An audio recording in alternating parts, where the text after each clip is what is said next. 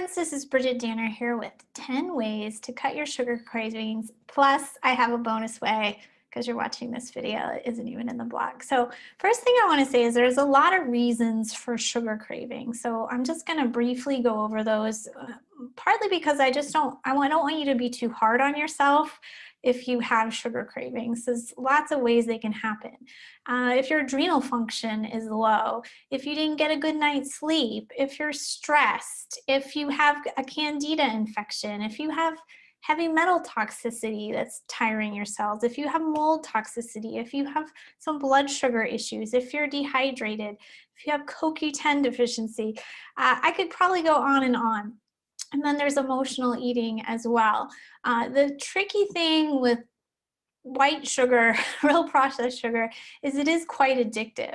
So you want to, stay off that roller coaster as much as you can. So let's get to the 10 ways.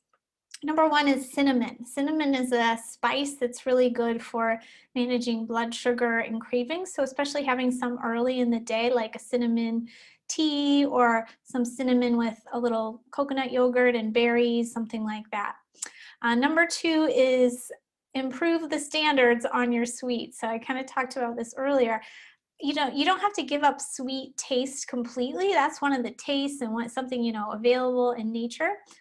But you don't want to have, again, like processed sweets and sweet drinks. So have like a date after lunch, like a chewy date. Have a tiny piece of dark chocolate. Have berries as a snack. So just get something sweet from Whole Foods.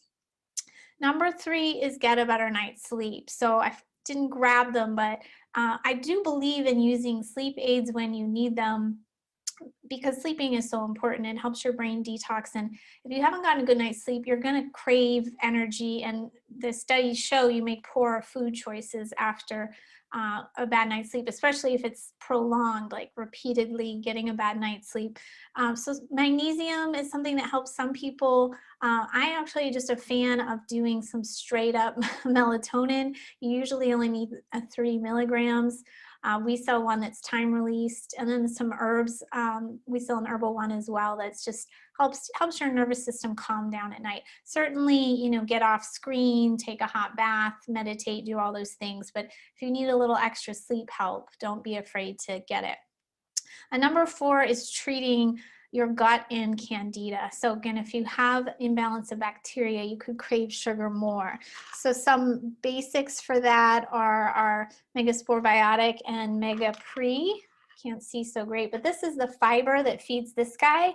I love this product. It's really gonna make your stools bulkier. Fiber is actually also on my list. We don't usually get enough fiber, so it can kind of make your body feel more full. So those are some basics. And if you want to look at candida directly, if you know you have it, this is a product we sell called Candida Control. It's really strong. You sometimes don't even need the full dose. Number five is stress. So just doing what you can to manage stress in a healthful way, getting exercise, getting into nature, and not turning to ice cream for it, stress relief. Number six is getting more protein and fat. Sometimes we don't get enough as women, and that can, again, stabilize your blood sugar. So getting protein and fat in every meal. Number seven is fiber. So again, besides supplementation, getting lots of fibrous foods, again, kind of slows down your digestion. That's not quite the right word, but then you're not like getting this spike from processed food and then crashing. So fiber kind of releases energy more slowly. Number eight is water. Sometimes we think we're hungry or we're tired, but we're just dehydrated. So drinking water regularly. After you have a meal, having a nice long break till the next time you eat, and having water throughout there. So not really water with meals, water away from meals. Number nine, I like this tip, is chewing xylitol gum. It's really good for your oral microbiome, your mouth. And if you just want like a little taste after lunch, or like you're kind of bored and you want to put something in your mouth, chew some xylitol gum. It's actually good for you. Number 10 is CoQ10. So this is our CoQ10 supplement. The name is soon to change, but we're still selling it under a new similar name. And it actually is proven to help you control blood sugar. Actually, if you're taking insulin, you have to kind of be careful because you may need less insulin. But most of us just need a little help managing our blood sugar. And this is a product that can help, plus give you more energy so you're not craving sugar. My bonus number 11 is to take a little walk after you have a meal. So if you have a meal and then you kind of crash, well, you will kind of crash because your body is trying to get the sugars into the cells. Especially if it's a big meal, you kind of feel like you crash. But when you move your body, it actually helps, what's the right word here? It helps insulin receptivity in the cell. It helps the sugars get into the cells.